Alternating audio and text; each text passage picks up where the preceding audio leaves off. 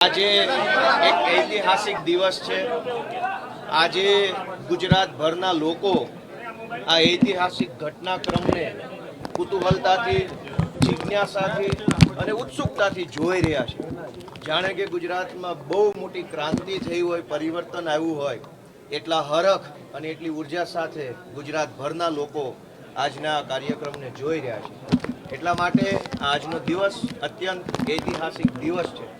આ ઐતિહાસિક દિવસ નિમિત્તે હું સૌપ્રથમ ભારતના બંધારણના મહાન રચયિતા ડૉક્ટર બાબા સાહેબ આંબેડકરને યાદ કરું છું કે એક તરફ વિશાળ સત્તા મને અને વિસાવદરના ખેડૂતોને હરાવવા માટે કામે લાગી હતી, પરંતુ સંવિધાનની તાકાતથી, સંવિધાને આપેલા મત આપવાના અધિકારની તાકાતથી મારા જેવો સાધારણ પરિવારમાંથી આવતો ગામડાનો એક જુવાનિયો, એ ખેડૂત પુત્ર આજે ચૂંટણી જીત્યો છે। એ તાકાત સંવિધાનની છે, બાબા સાહેબ આંબેડકરે આપેલા બંધારણ અને લોકતંત્રની તાકાત છે।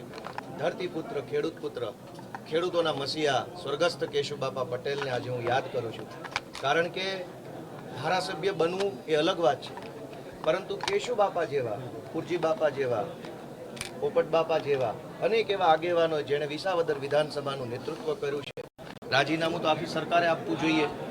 રોજ દારૂ વેચાય છે, અનેક લોકો લઠ્ઠાકાંડમાં મૃત્યુ પામે છે, છતાં કોઈ કાર્યવાહી તો થતી નથી। રાજીનામું આખી સરકારે આપી દેવું જોઈએ।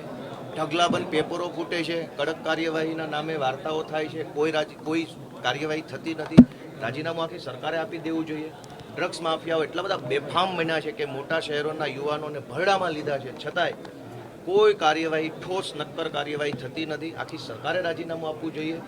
ગોપાલ ઇટાલિયાના રાજીનામું આપવાથી પુલ તૂટતા બંધ નહીં થાય। ગોપાલ ઇટાલિયાનું રાજીનામું આપવાથી ડ્રગ્સ વેચાતું બંધ નહીં થાય। ગોપાલ ઇટાલિયા રાજીનામું આપશે તો પેપર ફૂટતા બંધ નહીં થાય। આખી સરકાર રાજીનામું આપશે ત્યારે જ ગુજરાતની જનતાને સોનાનો સૂરજ ઉગશે, ત્યારે જ પેપર ફૂટતા બંધ થશે, બ્રિજ તૂટતા બંધ થશે, નિર્દોષ દીકરીઓને રંજાડતા ગુંડાઓ ત્યારે જ કાબૂમાં આવશે જ્યારે આખી સરકાર રાજીનામું આપશે। તો હું તો વિનંતી કરું છું કે ગુજરાતને સુખી કરવું હોય, ગુજરાતની જનતાને ગુલામીમાંથી મુક્ત કરાવી હોય તો આખી સરકાર રાજીનામું આપે। ગોપાલના રાજીનામાથી શું ફરક પડવાનો? आज एक ऐतिहासिक दिवस है।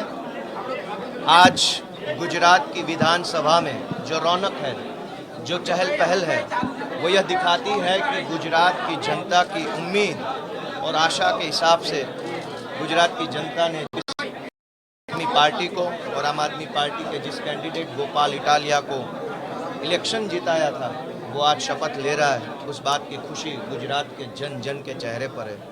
ये खुशी दिखाती है कि ये ऐतिहासिक दिन है। पिछले कई दशकों से